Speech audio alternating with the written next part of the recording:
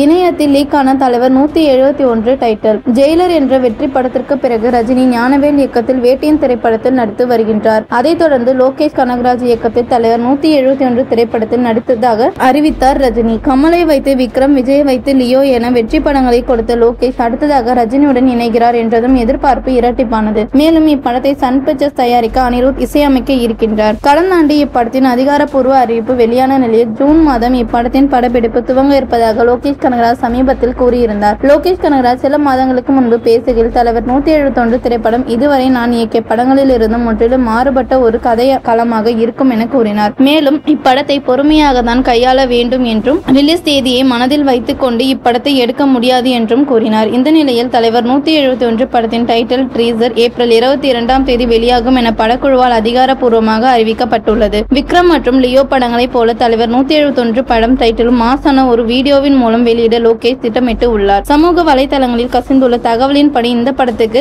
Cost என்று பெயர் வைத்திருப்பதாக கூறப்படுகிறது. விக்ரம் படத்தில் இந்த பெயர் அதிக அளவில் உபயோகப்பட்ட நிலையில் இந்த படமும் லோகேஷ் கனகராஜ் சினிமாட்டிக் யூனிவர்ஸில் தொடர்புடைய கதையாக இருக்குமோ என ரசிகர்கள் விவாதித்து வருகின்றனர். அதே நேரம் லியோ பட வெளியீட்டின் போது லோகேஷ் கனகராஜ் ரஜினிகாந்த் இணையும் படம் LCUவில் இல்லை என்ற தகவல் வெளியாகி இருக்கின்றது.